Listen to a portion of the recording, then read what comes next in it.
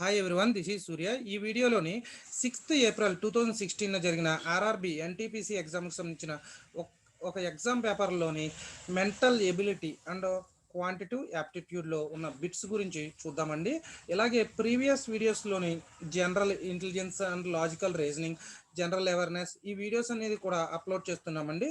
ఈ వీడియో అనేది class 18th అండి. ఈ పేపర్లో ఫస్ట్ బిట్ యాప్టిట్యూడ్కి సంబంధించిన ఫస్ట్ బిట్ అండ్ ఇక్కడ 15th బిట్ అండి.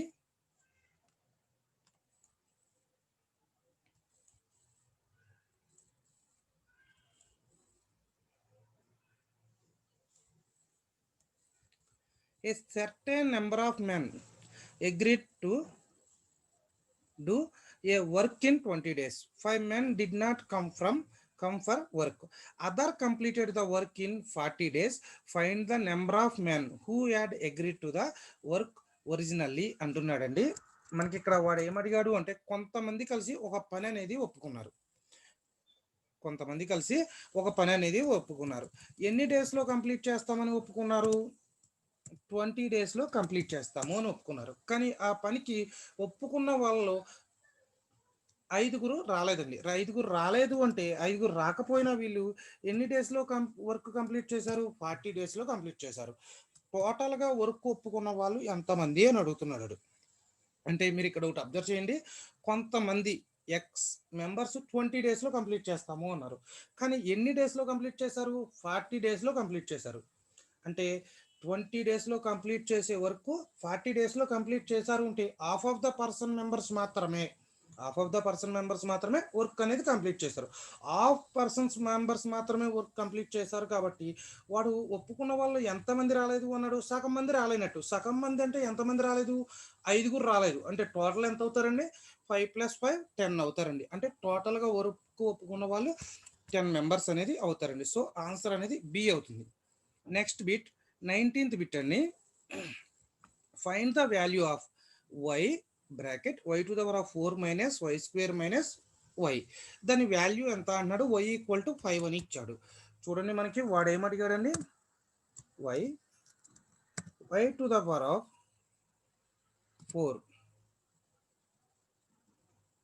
మైనస్ y⁴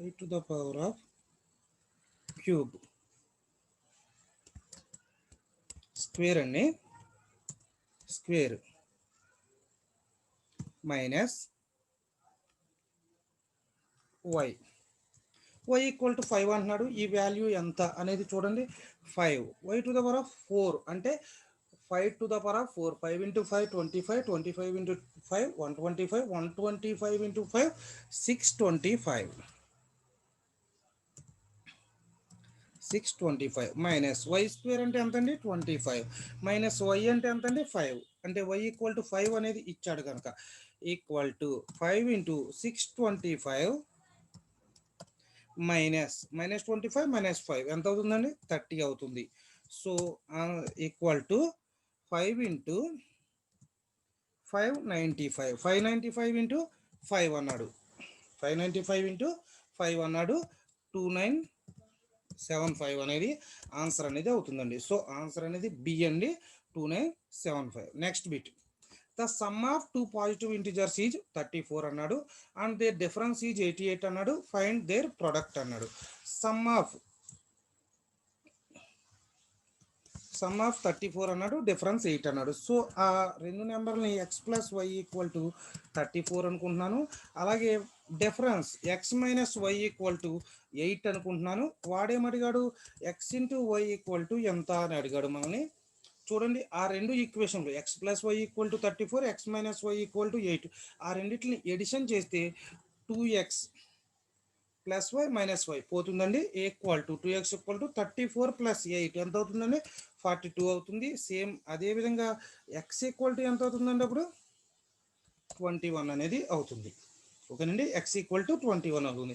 ఇదే ఈక్వేషన్ని మనం ఈ x వాల్యూని x + y = 34 అనే ఈక్వేషన్లో మీరు సబ్స్టిట్యూట్ చేస్తే 21 + y = 34, y = 34 - 21. So y equal to ఎంత అవుతుందండి మనకి ఆన్సర్ 13 అవుతుంది. మనకేం కావాలి, x ఇంటూ వై కావాలి. x ఇంటూ వై అంటే ఎంత అండి మనకి 21 ఇంటూ 13. 21 ఇంటూ 13 ఆన్సర్ ఎంత అవుతుందండి 273 అనేది ఆన్సర్ అనేది అవుతుందండి. సో బి 273 అండి మనకు ఆన్సర్ అనేది. Next bit, the LCM of two integers is 66 అండి. The numbers are in the ratio 2:3. The sum of the numbers is. ఇలా వచ్చినప్పుడు మనం కొన్ని బిట్స్ అనేది ఆన్సర్ని చూసుకుని అది ఈజీగా ఫాలో అప్ చేయొచ్చండి ఏ ఆన్సర్ అనేది. ఫర్ ఎగ్జాంపుల్ ఇక్కడ 2:3 అన్నాడు కదండి. 2:3 అంటే మనం వాడిచ్చిన ఆన్సర్ని ఒక్కొక్క ఆన్సర్ని కూడా 2:3 రేషియోలో చూసి దానికి LCM చూస్తే సరిపోతుందండి. ఫర్ ఎగ్జాంపుల్ 16 2:3 అంటే 2 + 3 అంటే 5 అండి. 5 పార్ట్స్ కింద మనం 16 డివైడ్ చేస్తే ఎంత అవుతుందండి 12 అవుతుంది. 12 అంటే 2 పార్ట్స్ కాబట్టి 24. LCM ఎంత అన్నాడండి ఇక్కడ మీకు 66 అన్నాడండి. రేషియో ఏమి ఇచ్చాడండి వాడు 2:3 ఇచ్చాడు. సో వాడు ఇచ్చిన ఆన్సర్స్ బట్టి చూద్దాము. ఫస్ట్ ఆన్సర్ 60 అని ఇచ్చాడు. 60ని 5 పార్ట్స్ కింద డివైడ్ చేయాలి. ఎందుకు 5 పార్ట్స్ కింద డివైడ్ చేయాలంటే 2:3 2 + 3 = 5 కాబట్టి 5 60/5 చేస్తే ఏమవుతుందండి 12 అవుతుంది. ఈ రేషియో ప్రకారం 2 రేషియో కాబట్టి 2 × 12 24. 2 × 12 24. 3 పార్ట్స్ కాబట్టి 3 × 12 36. ఈ రెండింటికి LCM 66 వస్తుందండి రాదు. సో ఆన్సర్ అది కాదు. నెక్స్ట్ వన్ చూడండి 55. 55 5 పార్ట్స్ కింద డివైడ్ చేయండి. 55/5 = 11 అవుతుంది. మనకి 2 పార్ట్స్, సో 2 రేషియో కాబట్టి 2 × 11 22. అలాగే 3 కాబట్టి 33.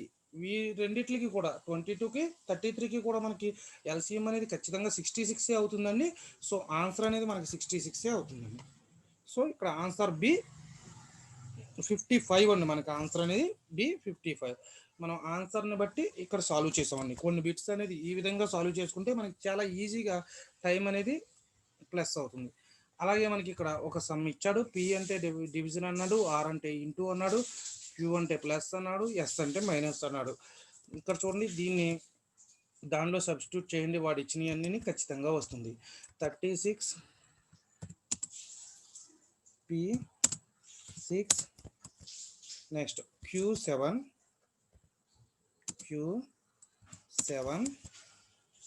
R8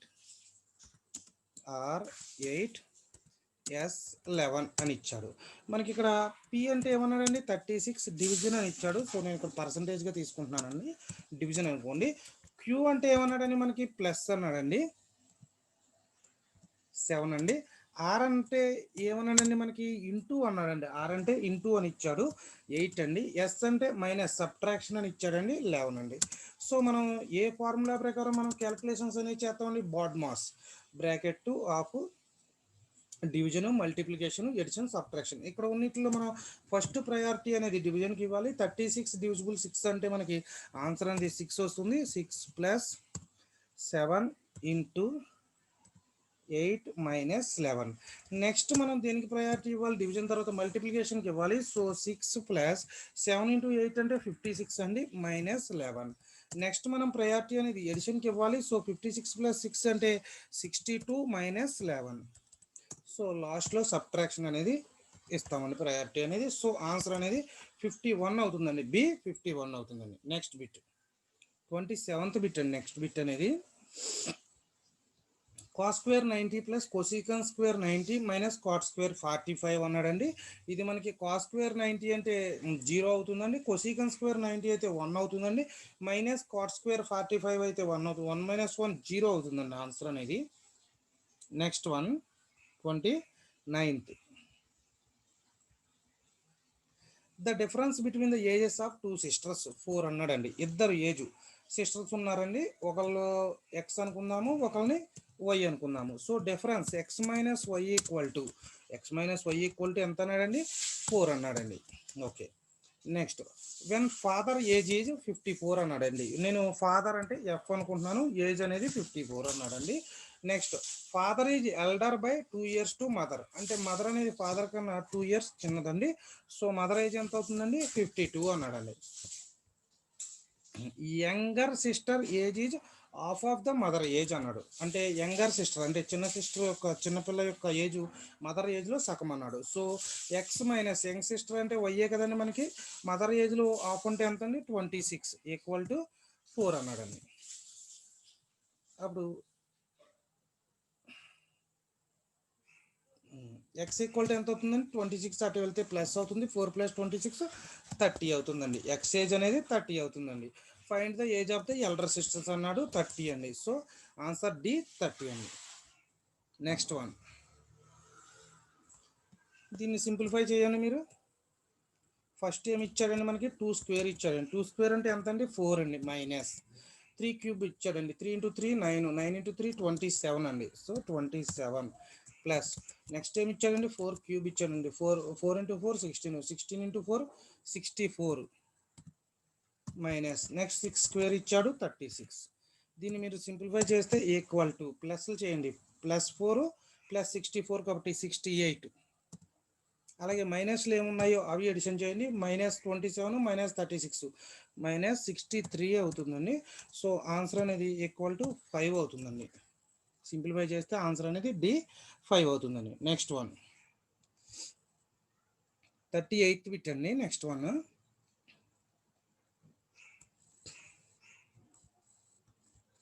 during a morning walk a man covers a distance 3 kilometers, 4 kilometers, 3.5, 5, 4.5 from Monday to Friday respectively అన్నాడు.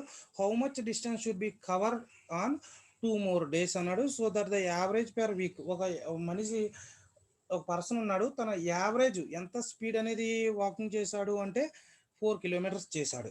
సో మనకి వాడు ఇక్కడ మండే నుంచి ఫ్రైడే వరకు ఎన్ని కిలోమీటర్లు తను వాక్ చేశాడు అనేది ఇచ్చాడు, కానీ సాటర్డే అండ్ సండే ఎన్ని కిలోమీటర్లు వాక్ చేశాడు అనేది అడుగుతున్నాడు వాడు. సో మనకి యావరేజ్ ఇచ్చాడు కాబట్టి తన డైలీ ఎన్ని కిలోమీటర్స్ అయితే నడిచాడో బై 7 ఈక్వల్ టు యావరేజ్ అండి. సో ఎన్ని కిలోమీటర్స్ నడిచాడండి, first day 3 kilometers, next 4, next 3.5, next 5, next 4.5, 3, 4, 3.5, 5, 4.5. ఓకేనండి.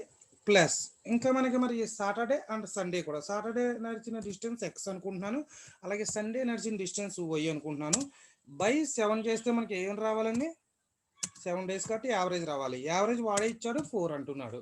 సో ఇవన్నీ టోటల్ చేయండి. 3 + 4 7, 10 7 + 3.5 10.5, 10.5 15.5, 15.5 + 4.5 అంటే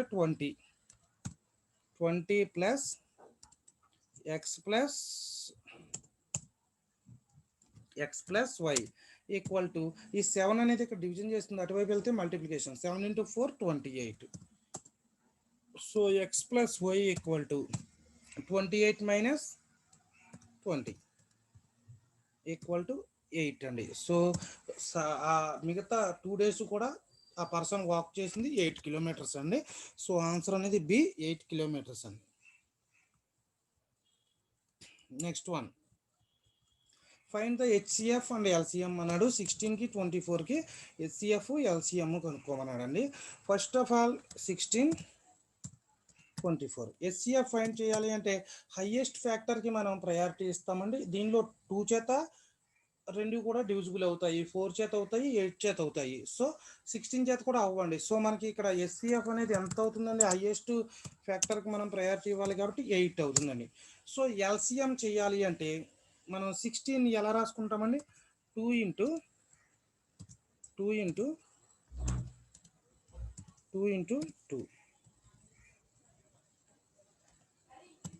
16. అదేవిధంగా మనం 24ని ఏ విధంగా రాస్తామండి, మనం 2 ×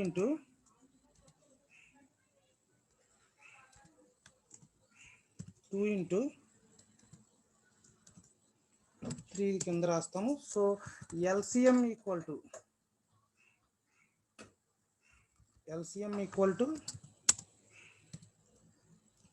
2 × 2 × 3, 2 × 2 4, 4 × 2 8, 8 × 2 16 ఇంటూ 3 48 అవుతుందండి. సో ఎల్సిఎం అనేది మనకి 48 అవుతుంది, హెచ్సిఎఫ్ అనేది 8 అవుతుంది. 848 అవుతుందన్న ఆన్సర్ ఏ 848 అండి. నెక్స్ట్ వన్ 41 అండి. A man purchased a cycle for 3000 and agreed pay 12% amount as interest అన్నాడు. ఈ రీపేడ్ ప్రిన్సిపల్ అండ్ ఇంట్రెస్ట్ ఇన్స్టాల్మెంట్స్లో పే చేస్తున్నాను అంటున్నాడు. ఒక పర్సన్ 3000 పెట్టి ఒక సైకిల్ అనేది పర్చేజ్ చేశాడు. ఇన్స్టాల్మెంట్లో 12 ఇన్స్టాల్మెంట్లో పే చేస్తాను అని చెప్తున్నాడు. 12% ఇంట్రెస్ట్కి అగ్రి అయ్యాడు. 12% ఇంట్రెస్ట్కి అగ్రి అయ్యాడు. ఈచ్ ఇన్స్టాల్మెంట్ ఎంత అనేది తన పే చేస్తున్నాడు అని అడుగుతున్నాడు. ఈచ్ ఇన్స్టాల్మెంట్ తన ఎంత పే చేస్తున్నాడు అని అడుగుతున్నాడు. ఫర్ ఎగ్జాంపుల్ తను ఎంతకి పర్చేజ్ చేశాడు సైకిల్ అనేది 3000. ఎంత ఇంట్రెస్ట్కి అగ్రి అయ్యాడు 12% ఇంటూ 12/100 ఇంటూ 12/100. దీన్ని మీరు క్యాలిక్యులేషన్ చేస్తే ఎంత వస్తుందండి? 3600 అవుతుంది, 360 అవుతుంది. సో తను టోటల్గా పే చేయాల్సింది ఎంత అండి? 3000 ప్లస్ 360. 1 మినిట్ అండి. అంటే టోటల్ తన 3360 అనేది పే చేయాలి బై 12, ఎందుకంటే 12 ఇన్స్టాల్మెంట్స్లో. సో బై 12 చేస్తే మనకి ఎంత వస్తుందని 2 into 12 24 960 అంటే 280 రూపీస్ అండి. ఈచ్ ఇన్స్టాల్మెంట్కి 280 రూపీస్ అనేది పే చేయాల్సి వస్తుంది. సో ఆన్సర్ సి అండి 280. నెక్స్ట్ బిట్ 45 అండి. Find the mean value of 233467. ఇక్కడ ఎన్ని నెంబర్స్ ఇచ్చాడండి? 6 నెంబర్స్ ఇచ్చాడు. అవి ఎడిషన్ చేయండి, సమ్ చేయండి. 2 + 3 + 3 + 4 + 6 + 7 బై టోటల్ ఎన్ని నెంబర్స్ ఉన్నాయండి? 6 ఉన్నాయి. బై 6 చేస్తే ఇది మనకి టోటల్ చేస్తే ఎంత అవుతుందండి? 25/6. అవి సమ్ చేస్తే 25, టోటల్ 6 నెంబర్స్ కాబట్టి 6 ఈక్వల్ టు మీరు చేస్తే 4.17 అలా వస్తుందండి ఆన్సర్ అనేది. సో ఆన్సర్ ఏ 4.17. నెక్స్ట్ వన్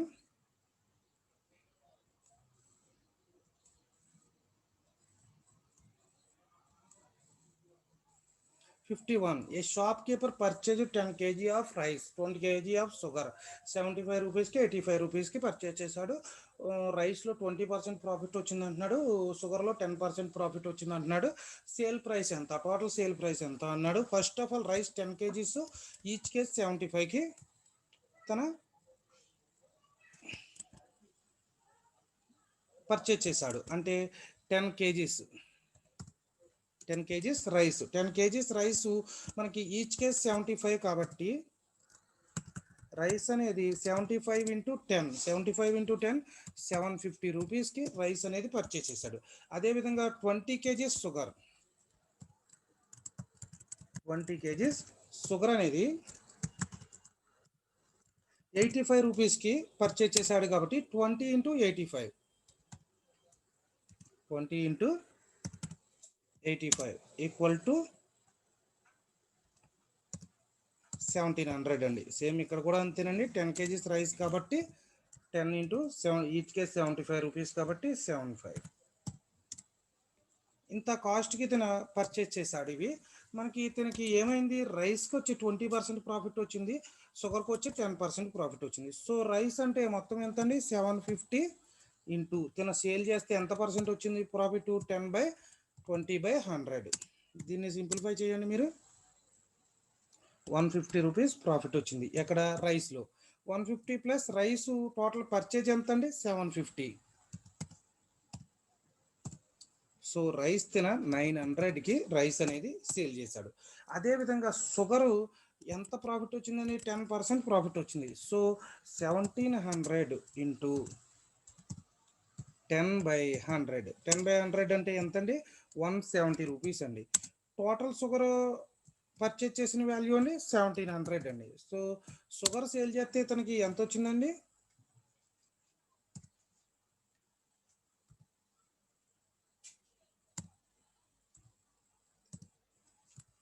1870 వచ్చిందండి. టోటల్ సేల్ అంటే రైస్ ఎంతకు సేల్ చేశాడండి? 900 ప్లస్ 1870 2770 ఆన్సర్ 2770 అవుతుంది. Next one,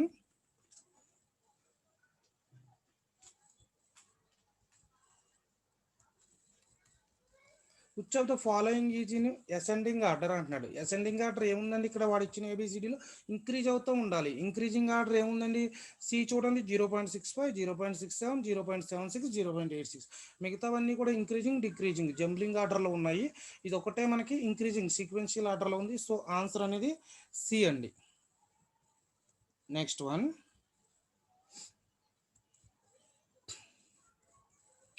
a path of 2.5 metres width అన్నాడండి, surrounds a rectangular garden of 10 length 10 metres అన్నాడండి, అండ్ ద బ్రీత్ 8 మీటర్స్ అన్నాడండి. ఏరియా ఆఫ్ గార్డెన్ అని అడుగుతున్నాడండి. ఏరియా ఆఫ్ గార్డెన్ అని అడిగినప్పుడు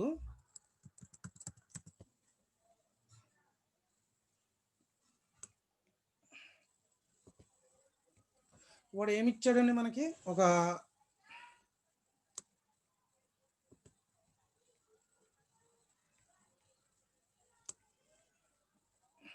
ఇలా ఇచ్చాడండి మనకి ఒక రెక్టాంగులర్ అనేది.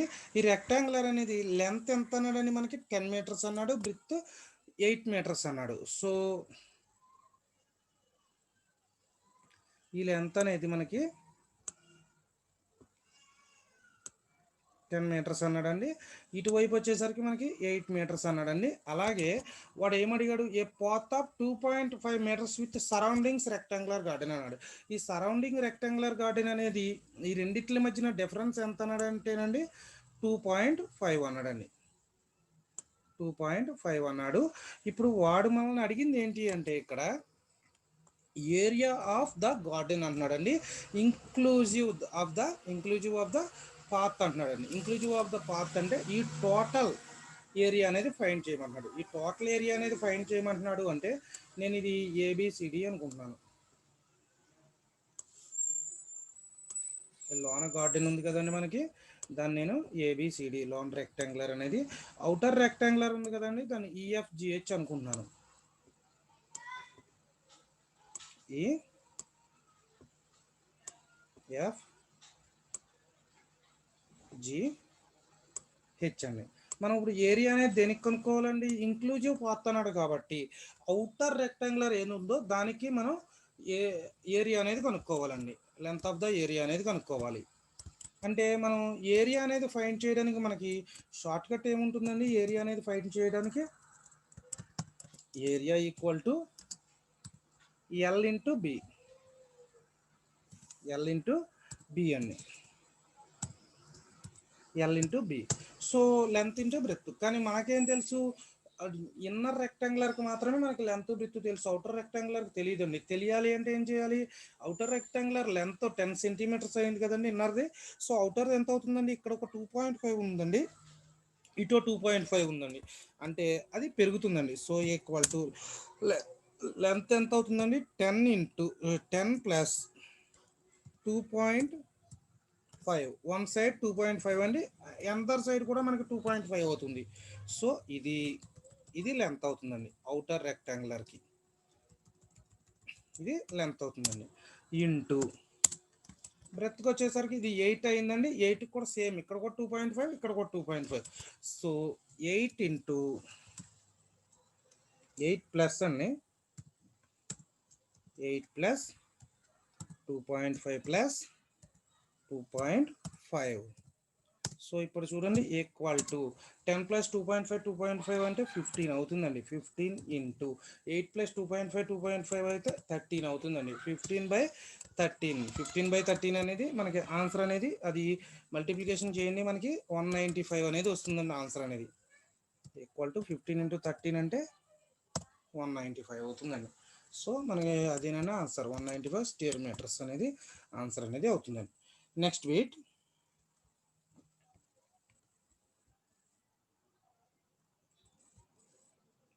నెక్స్ట్ బిట్ 59th అండి. A trader bought 10 kgs of a tea 400 per kg అన్నాడండి. He sold half of the quantity at 20% loss అన్నాడు అండ్ రిమైనింగ్ ఎట్ 10% ప్రాఫిట్ అన్నాడు. What is the loss and loss of profit percentage అనేది చెప్పమంటున్నాడు. ఇక్కడ చూడండి, a trader brought a 10 kg of a tea 400 per kg. He sold half of the quantity 20% loss అన్నాడు, remaining 10% profit అన్నాడు. What is the profit or loss అన్నాడు. Profit or loss percentage అంతా చెప్పమంటున్నాడు. For example మనం 400 per kg అనేది కూడా calculate చేసుకోక్కర్లేదండి.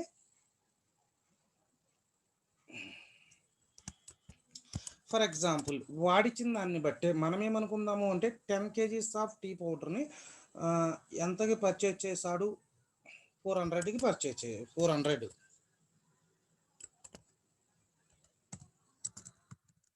10 kg 400 అన్నాడు.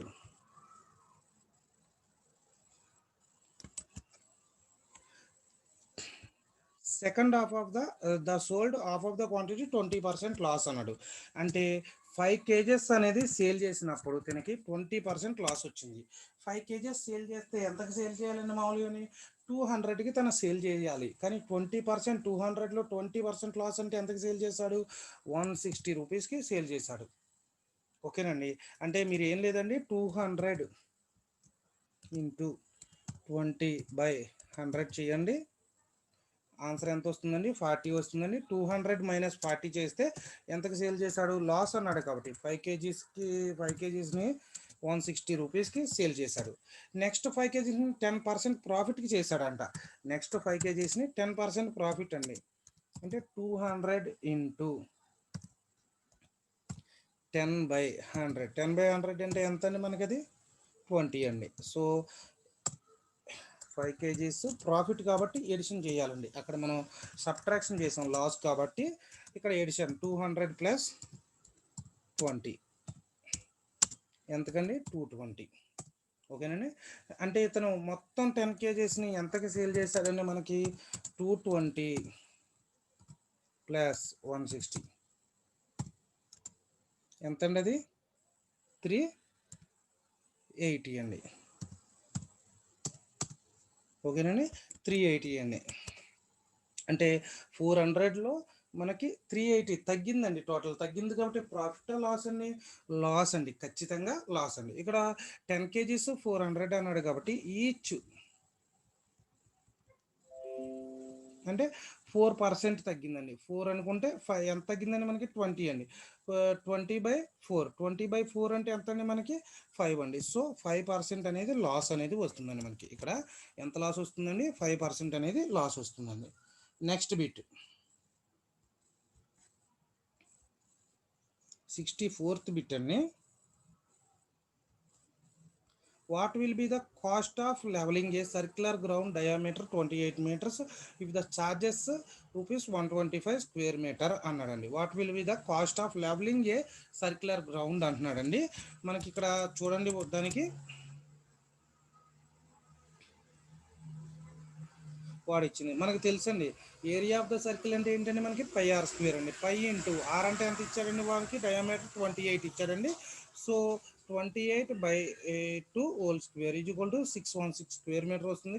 Cost of levelling circular ground చేయాలి కాబట్టి 616 ఇంటూ 125 స్క్వేర్ మీటర్ అని వాడే ఇచ్చాడండి. ఈక్వల్ టు రూపీస్ ఎంత అవుతుందండి? 77,000 అనేది మనకి అవుతుందండి. 77,000 అనేది అవుతుందండి. నెక్స్ట్ వీట్ 66th బిట్ అండి. Cosecant 90 minus theta equal to మనకి సీకెన్ థీటా అవుతుందండి. అలాగే secant 90 minus theta equal to cosecant theta అవుతుంది. అది డైరెక్ట్ ఫార్ములా అయ్యానండి మనకి. Next bit a article was sold 2100 at a profit 25% profit అండి. What is the cost price అంటున్నాడు. ఇక్కడ చూడండి, కాస్ట్ ప్రైస్ రావాలి అంటే 100/100 plus gain percent into sales price అండి. Cost price equal to 100/100 plus gain percent ఎంత అండి? 25% ప్రాఫిట్ అండి. ఇంటూ సేల్ ఎంత అండి? మనకి అది 2100 అండి. సో దాన్ని క్యాలిక్యులేషన్ చేస్తే మనకి కాస్ట్ ప్రైస్ 1680 అనేది వచ్చిందండి ఇక్కడ.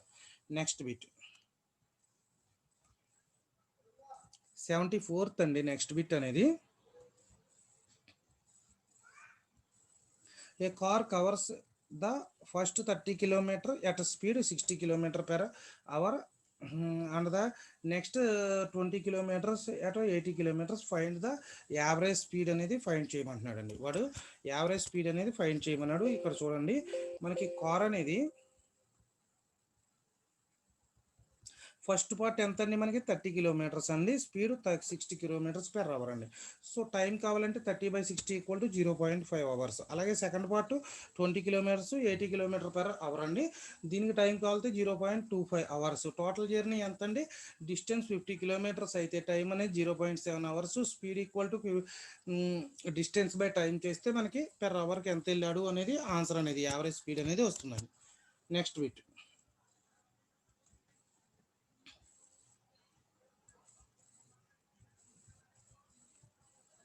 ఇవి the mathematical operators. Into means plus అన్నాడండి, డివిజన్ మీన్స్ ఇంటూ అన్నాడండి, ప్లస్ మీన్స్ మైనస్ అన్నాడండి, మైనస్ మీన్స్ డివిజన్ అన్నాడండి. ఇది ఇచ్చిన వాల్యూని డివిజన్ చేయమంటున్నాడండి. ఇక్కడే వాటిని చేంజ్ చేసుకుని బాడ్మాస్ రూల్ ప్రకారం క్యాలిక్యులేషన్ చేస్తే మనం సింప్లిఫై చేస్తే 43 అనేది ఆన్సర్ వస్తుందండి. Next bit, x plus why equal to 19 అన్నాడండి, x minus y equal to 7 అన్నాడు, దెన్ ఎక్స్ వై అంటున్నాడండి.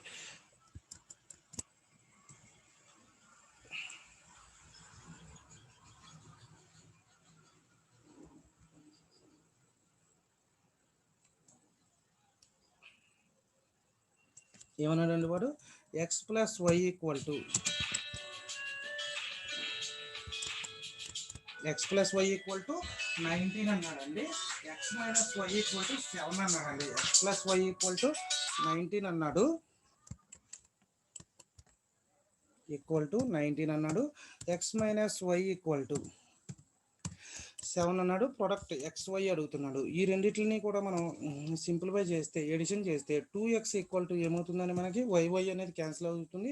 19 ప్లస్ 7 ఎంత అవుతుందండి, 26 అవుతుంది. అప్పుడు మనకి ఎక్స్ వాల్యూ ఎంత అవుతుందండి, ఎక్స్ ఈక్వల్ టు 13 అవుతుందండి. ఎక్స్ వాల్యూని తీసుకెళ్ళి ఫస్ట్ ఈక్వేషన్లో అంటే X plus why equal to 19లో సబ్స్టిట్యూట్ చేయండి.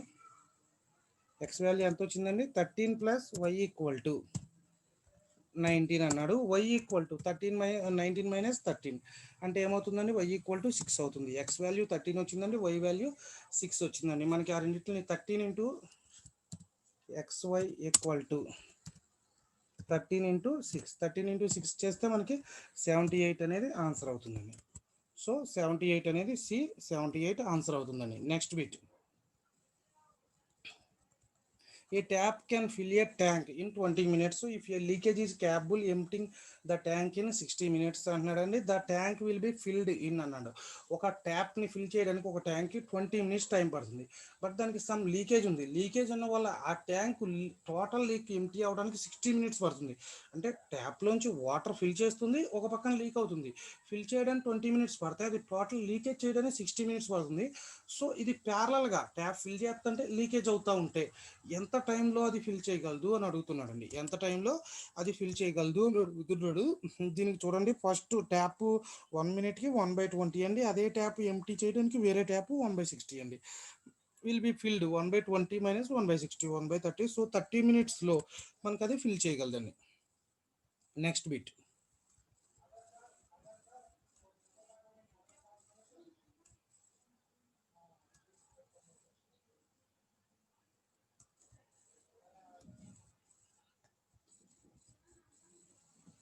the ratio of your marks obtained by students in 3 subjects 1:2:3 అన్నాడు. The school decided to allow grace marks 5% for each subject అన్నాడు.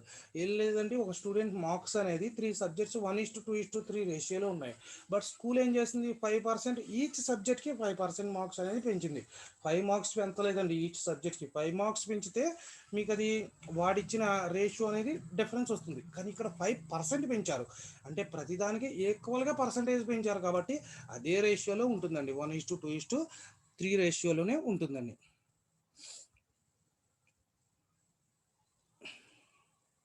Next, a bus last bit అండి, 95th bit అండి. Arithmetic bits అనేది last bit అండి ఈ పేపర్లోని. A bus runs at 50 km/h if the speed is increase 10 km/h పెంచితే it will cover 20 km more than in the same time, find the actual distance అని అడిగాడండి. ఏం లేదండి, ఒక బస్సు అనేది నార్మల్గా 50 km/h డైలీ సమ్ డిస్టెన్స్ అనేది జర్నీ చేశాడు.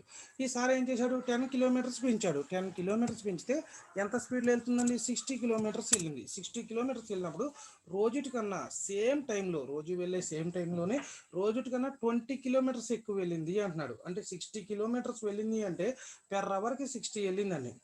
ఫస్ట్ మనం 50 km వెళ్ళినప్పుడు పెర్ అవర్కి ఎంత వెళ్తుందండి, 50 వెళ్తుంది. ఇక్కడ పెర్ అవర్కి 60 వెళ్తుందండి. అంటే డిఫరెన్స్ ఎంతండి, 10 km ఎక్కువ వెళ్ళింది అంటున్నాడు. ఇక్కడ ఎక్కువ వెళ్ళింది, కానీ 20 వెళ్ళాలి అంటే ఇది ఎన్ని అవర్స్ జర్నీ చేయాలండి, 2 hours జర్నీ చేయాలి. 50 km స్పీడ్లో 2 hours జర్నీ చేస్తే 100 km వెళ్ళగలదు. 60 km స్పీడ్లో 2 hours జర్నీ చేస్తే 120 వెళ్ళగలదు. సో వాడన్న టైంలోనే 20 km స్పీడ్ వెళ్ళింది సేమ్ టైంలో. సో ఇక్కడ యాక్చువల్ డిస్టెన్స్ ఎంత అంటే రోజు వెళ్ళేది 100 అండి. సో ఆన్సర్ అనేది 100 అవుతుందండి. మనకి ఆన్సర్ అనేది 100 km అవుతుందండి. ఇవన్నీ కాంపిటేటివ్ బిట్స్ అండి, అర్థమెటిక్కి సంబంధించిన కాంపిటేటివ్ బిట్స్ అండి. అలాగే ఈ వీడియో నచ్చితే ఖచ్చితంగా వీడియోని లైక్ చేయండి. ఇప్పటి వరకు మా ఛానల్ని సబ్స్క్రైబ్ చేసుకోకపోతే ఖచ్చితంగా సబ్స్క్రైబ్ చేసుకోండి. అలాగే general awareness and logical reasoning, competitive arithmetic, mathematics bits అనేవి సెపరేట్ వీడియోస్లో అప్లోడ్ చేస్తున్నాము. ఇది 18th వీడియో అండి. ఇప్పటికి మేము ఆర్ఆర్బి ఎన్టీపీసీ ఎగ్జామ్కి సంబంధించిన ప్రీవియస్ పేపర్స్ అనేది అప్లోడ్ చేస్తున్న వీడియోస్లో ఇది 18th వీడియో అండి. Okay, thanks for watching.